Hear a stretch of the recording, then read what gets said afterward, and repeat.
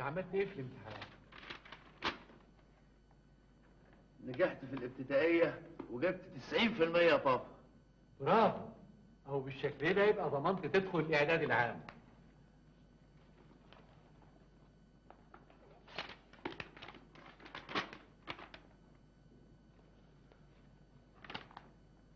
ثمانين في المية في الإعدادية؟ هايل. يبقى بالشكل ده ضمنت تدخل الثانوي العام.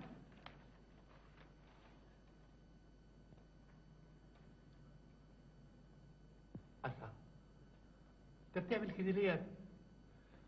بذاكر في ثانوي علشان اقدر اجيب مجموعة وادخل الجامعة، وبذاكر في الجامعة علشان اعرف اجيب تقدير واتوظف، وبتجدعن في الوظيفة علشان يزيد مرتبي واترقى، وبدور على شغل بعد الظهر عشان اعرف الاقي سكن واتجوز.